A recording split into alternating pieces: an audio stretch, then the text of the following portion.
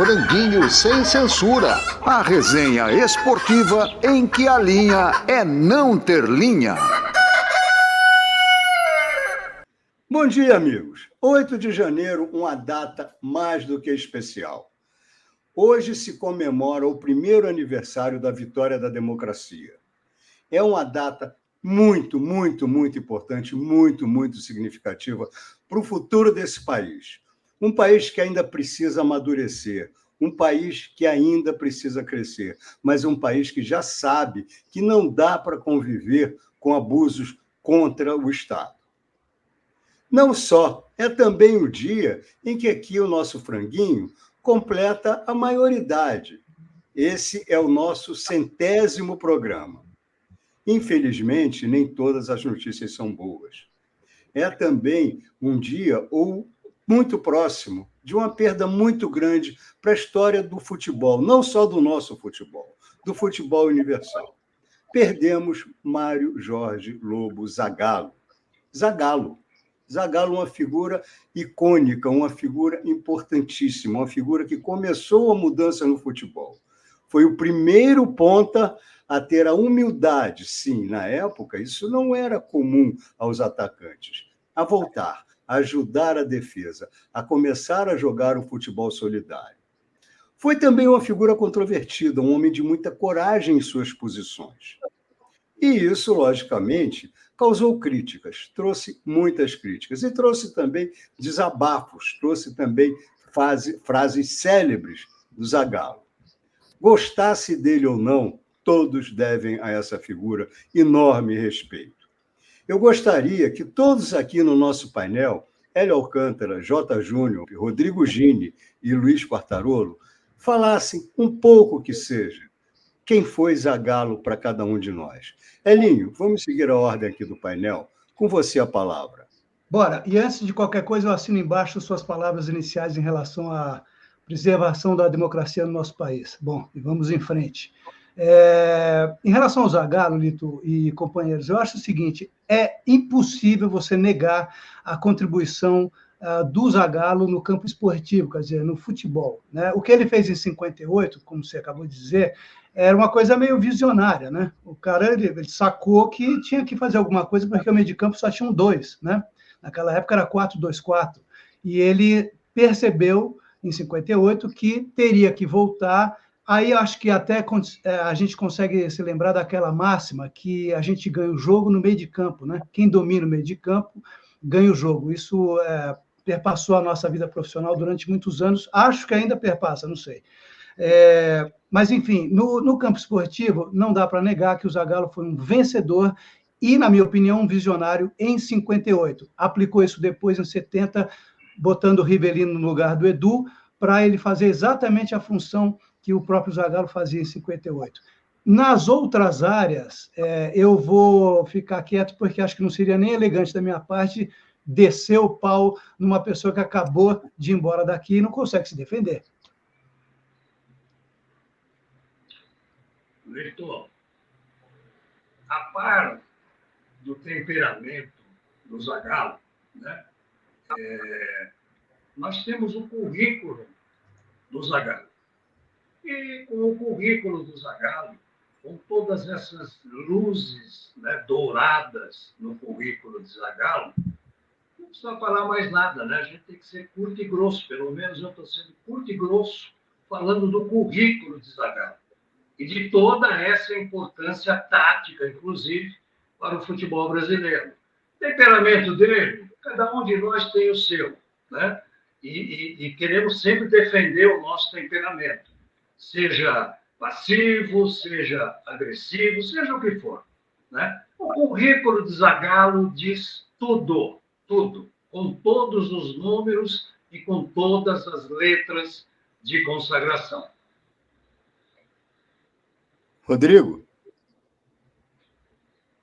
Bom, primeiro de tudo, parabéns ao Franguinho, parabéns à nossa democracia, nesse 8 de janeiro, que tem que ser lembrado para sempre. Eu fico com a linha, com o Jota, acho que o Zagallo é inquestionavelmente um vencedor, um personagem de destaque mundial, né? Tem uma participação em termos de seleção brasileira primeiro como jogador, depois como treinador e auxiliar técnico, etc., inquestionável. Tem algumas frases, algumas coisas com as quais a gente não concordaria, né? Acho que foram fora de lugar, de repente não envelheceram tão bem na história do futebol, mas como o Elinho disse, acho que não é hora de pensar nisso, é hora de louvar sim um personagem que é marcante e que a gente tem que se orgulhar de ser brasileiro pela contribuição que ele fez e por tudo que ele aportou ao futebol mundial, principalmente com a seleção. Eu não vim de amarelinha hoje, gente, porque eu não tenho, né? Mas eu tenho essa camisa do Brasil, que tem aqui a gola amarela em homenagem ao Zagallo. Eu acho que podem empatar com o Zagallo em torcer pela amarelinha, mas mais do que ele, ninguém torceu. Ninguém chorou tanto pela seleção e conquistou tanto, né? São 2 Copas como jogador, uma como treinador, uma quarta colocação na Alemanha em 74, que, se você analisar, era mais ou menos o lugar do Brasil naquele momento, talvez em terceiro no lugar da Polônia. Era mais fraco o Brasil daquele momento que a Holanda e que a própria Alemanha, dona da casa, grande time, e foi vice em 98. Nós aqui não damos muita importância, né? Mas o Zagallo era muito ligado aos militares, aí foi levado à seleção. Ele não foi de graça. Ele já era bicampeão carioca pelo Botafogo, numa época em que o campeonato regional do Rio e de São Paulo era melhor, ou pelo menos era mais falado e mais visto que o próprio Campeonato Brasileiro, que ainda estava na incubadora, nem existia diretamente. Muito então, forte, né, Luiz? Exatamente. Era um negócio maravilhoso. O time do Botafogo era maravilhoso também. Eu acho que o Zagallo é aquele típico cara que você poderia gostar de ser amigo ou inimigo dele, porque realmente ele era direto. Ele respondia tudo isso diretamente. Eu acho que isso até é uma virtude. Mas a gente tem que lembrar do Zagallo, depois de tudo isso que a gente falou, e acho que as conquistas esportivas e o currículo dele, citado pelo J. Júnior, é um negócio tão grandioso que, se ele morasse em qualquer outro país, o país mudaria de nome para Zagalândia, né? Mas a verdade é que o Zagallo, a gente tem que entender que ele era um ser humano, com defeitos de ser humano e com virtudes de ser humano.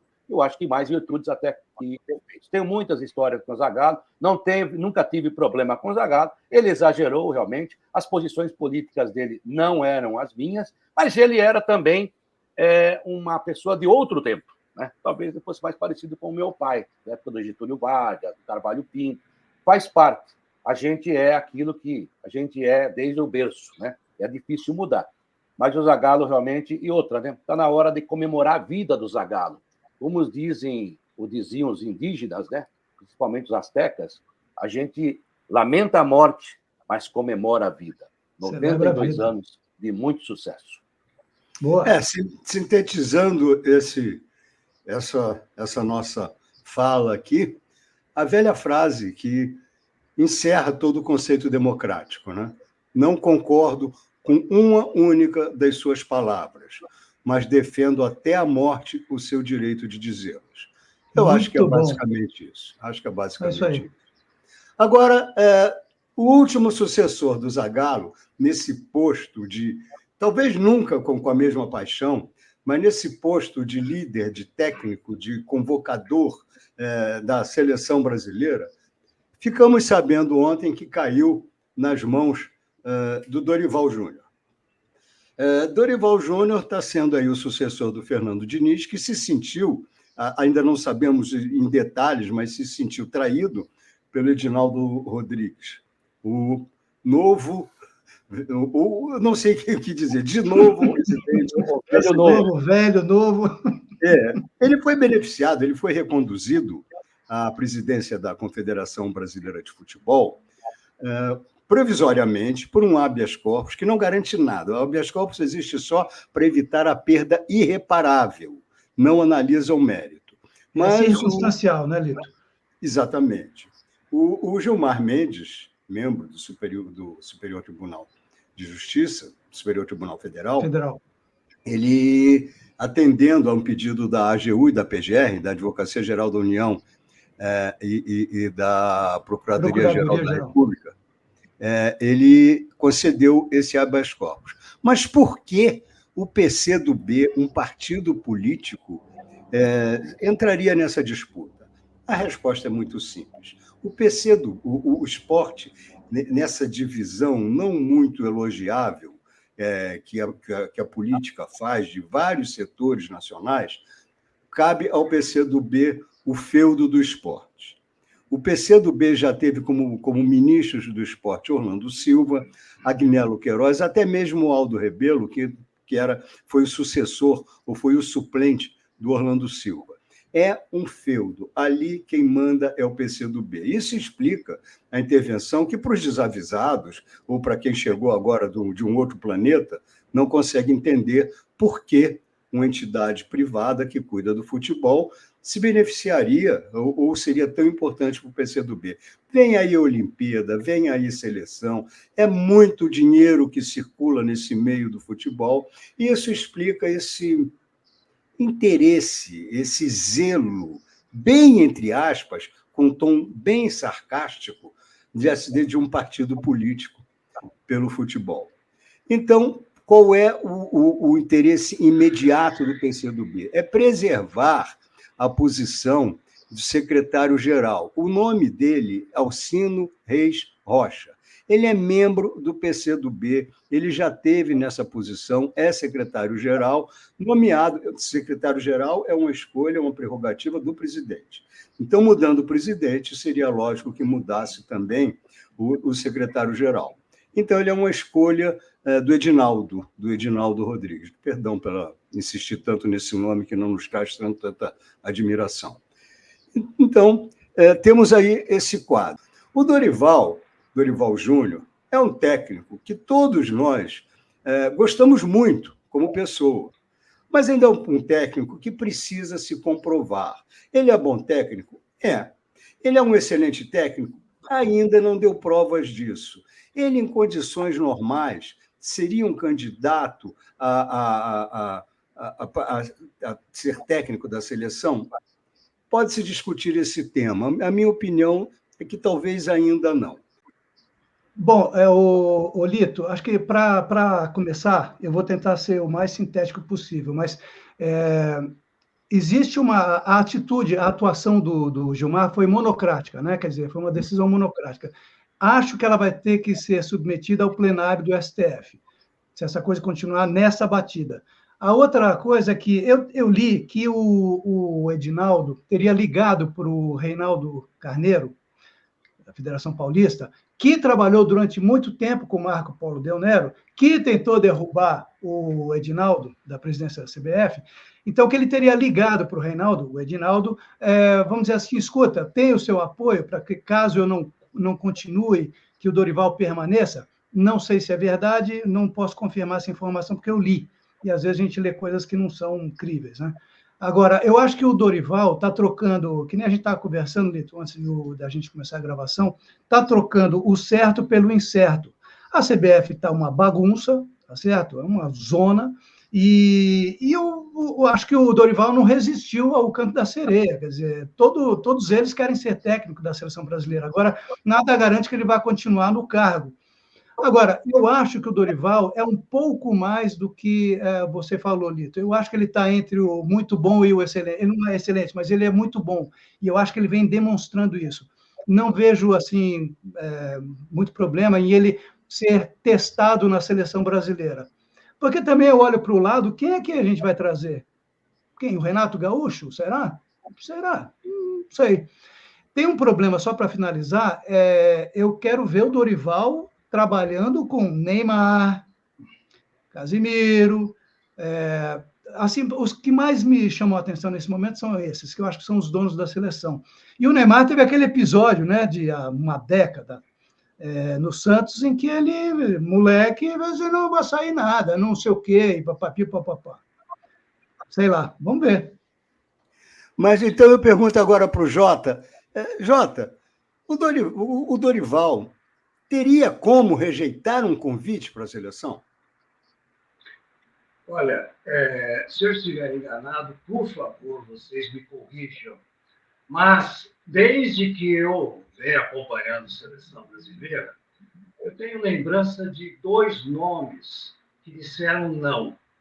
O Dino Sani, antes da Copa de 70, e o caso do Muricy, né? O Muricy, inclusive, contou para a gente, numa rodinha lá, quando ele trabalhava com a gente na televisão, ele contou lá que, primeiro, não gostou da maneira como foi recebido pelo Ricardo Teixeira, né, naquele dia, e não gostou da maneira como o Ricardo Teixeira o tratou no papo. Então, isso contribuiu muito para que o Muricy também dissesse não. E, é claro, pela sua personalidade, pela sua postura, né, o Muricy chegou a uma definição. Não tem seleção para mim, não. Então, eu conheço esses dois casos. Os outros todos agarraram a oportunidade. E eu, se eu fosse treinador, né, um plano de carreira e tal, qual é o plano de carreira do treinador brasileiro? Né? Primeiro, dirigir grandes clubes e depois a seleção brasileira. Então, eu me coloco no lugar do Dorival e eu também não diria não quero, mesmo com todo esse imbróglio político de bastidores, né? De PCdoB, da própria CBF, do currículo do Edinaldo, né? Que deve estar em branco. Enfim, eu aceitaria sim. Rodrigo? Bom, eu defendo uma campanha para mudar a sigla, o nome da CBF para capacidade de bagunçar futebol, né? Porque isso é o que ela mais tem feito nos últimos anos. E em termos de seleção, talvez a gente viva o fundo do poço, embora provavelmente a gente vá descobrir que tem mola. Acho, primeiro de tudo, que foi uma tremenda de uma sacanagem que se fez com o Fernando Diniz, porque ele não teve a chance de trabalhar, ele não foi um treinador exclusivo, ele foi um tapador de buraco, não trabalhou na seleção com a dedicação, com o tempo que ele precisaria para mostrar algum serviço, foi jogado numa roubada, e acho que em termos de convite para o Dorival, esse convite está sendo muito mais incisivo, porque não tem opção. Porque se vendeu Ancelotti, se vendeu Abel Ferreira, se vendeu Jorge Jesus, se vendeu Mourinho, se sonhou com Guardiola, e agora todo mundo agora está vendo o caos que reina na administração do futebol brasileiro, e com certeza jamais considera a possibilidade de vir trabalhar aqui, pelo menos no futuro recente. Então, o Dorival acaba sendo meio que uma última esperança, né, para a CBF, porque você não tem opção. Concordo com o que o Elinho e o Jota disseram. É uma escolha que, no lugar dele, eu também faria, porque é uma grande chance, mas a gente não sabe o que vem pela frente. Qual será o futuro da própria CBF? Qual será o futuro de tudo isso que a gente está vendo? E as eliminatórias continuam, o Brasil não está na posição que deveria, claro que vai se classificar, mas para quem há tanto tempo sonha com Hexa, está complicado. E tem dois amistosos fortes pela frente aí. Inglaterra e Espanha, né? Em março. Logo Tarô. Bom, eu só lamento, né? Porque a vida vai mudando e nós vamos nos surpreendendo, né? Cada vez mais com as coisas, né? E teve gente que falou que o Brasil era um país socialista, né? Um idiota aí. Até o PCdoB gosta de bola. Que coisa, hein? Que coisa, hein? Onde nós chegamos, hein? Mas vamos em frente. Tem bolas e bolas. Eu acho que só mostra a incompetência do Edinaldo Rodrigues. Ele ficou como cadela no cio atrás do Ancelotti 1 ano. Mentiu para todos nós. Tanto é que a última frase do Ancelotti, quando acertou novamente o contrato com o Real Madrid, é lapidar e esclarecedora. Aconteceu o que eu queria. E muitos amiguinhos da imprensa que foram nesse embalo estão até hoje tentando consertar. Não, houve o contato, conversar. Mentira. Jogaram para cima de nós uma mentira. Aliás, eu sempre falei isso. E também não sou nenhum pitoniza, não. Estava na cara, não dá para confiar nesse cara. Eu acho que o convite ao Dorival engloba muita coisa, inclusive o julgamento lá no pleno do STF. Olha, agora já temos um técnico, você não vai tirar o cara. Tem tudo isso envolvido. Né? Tem um interesse de várias maneiras. Se eu sou Dorival, eu não sei se eu iria. Mas no futebol brasileiro há uma frase dos técnicos que é a seguinte: não se diz não à seleção brasileira. É um currículo importante para o técnico, principalmente no Brasil. A técnica da seleção brasileira. O Fernando Diniz entrou numa roubada. Eu vi o Gini falando, concordo em parte com ele sobre o Diniz, Mas eu acho que o Fernando Diniz, primeiro que ele acreditou na história da carochinha, achou que ia ficar. Aliás, o fim de ano e o começo de ano dele foi terrível, né? Caiu de 4 para o Guardiola e tomou o chapéu do Edinaldo. Pelo amor de Deus, né, Diniz? Começou bem. Agora, essa história de que não teve tempo, que precisa de tempo, não vai ter tempo. Não vai ter tempo. A seleção é convocada na segunda e joga na quarta. O técnico da Venezuela não tem tempo, o técnico do Chile não tem tempo, o Bielsa do Uruguai não tem tempo. O único que pode estar mais tranquilo é o técnico argentino, que tem uma base campeã do mundo, e está tranquilo. Se perder, ninguém vai tirá-lo agora. Os demais não terão tempo, tem que trabalhar com esse tempo escasso que existe. E o Fernando Diniz devia saber disso. Então, eu entendo a posição do Dorival e não entendo também essa frescura, né? Porque todo mundo fala em futebol profissional, a torcida do São Paulo está revoltada. O Dorival virou as costas para a gente, ele já foi mandado embora do São Paulo quando estava bem também. O clube, quando tem que mandar embora, manda. Ele achou que a proposta era boa, a proposta gira em torno de 1 milhão, sabe? Se ele ficar 3 meses, são 3 milhões, se ele ficar 6 meses, são 6 milhões. Se olhar só para o lado financeiro, não deve ser demitido agora. Acho que dificilmente chega a Copa do Mundo por causa da nossa cultura, deveria chegar, e mostra mais uma vez a incompetência, volta a falar, desse nefasto Edinaldo Rodrigues. O Dorival estava livre no mercado em janeiro do ano passado. Ele poderia ter começado um trabalho no ano passado. E talvez agora a gente estivesse dizendo assim, poxa, não funcionou, teve tempo e não conseguiu fazer. Ou então, nossa, que bom, ele conseguiu fazer algumas coisas. Ele jogou 1 ano de trabalho fora. 1 ano de trabalho fora. Ah, mas a Copa é só 2026. Está chegando. O tempo passa devagar, e eu sei disso, mas é muito rápido, viu, gente? Amigos, lembrando que essa barafunda do futebol, que na verdade não tem nada de novo, é só mais um capítulo desse enorme livro que é a gestão do futebol brasileiro. Esse capítulo está sendo escrito ainda. E hoje, segunda-feira, dia 8 de janeiro de 2024, chegam ao Brasil os representantes da Conmebol e da FIA, exatamente para... Da FIFA. Exatamente para... eu não sei se para solucionar ou se para aumentar a confusão desse quadro, já que eles não aceitam, de uma maneira extremamente arrogante, a intervenção da justiça de um país em seus domínios. Mas esse é assunto para a próxima edição do Franguinho, na quarta-feira. A gente vai estar aqui para vocês, trazendo as informações e as nossas visões desse tema tão apaixonante quanto repugnante, que é a CBF. Amigos, feliz ano novo, tudo de bom para vocês, um abraço a todos, também a todos que nos Parabéns, Franquinho, hein? Parabéns para a democracia. Parabéns, Franquinho. Para todos nós, para você que nos apoia também. Boa. Chegamos ao número 100. Vamos agora para o 200. Abraço grande. Abraço.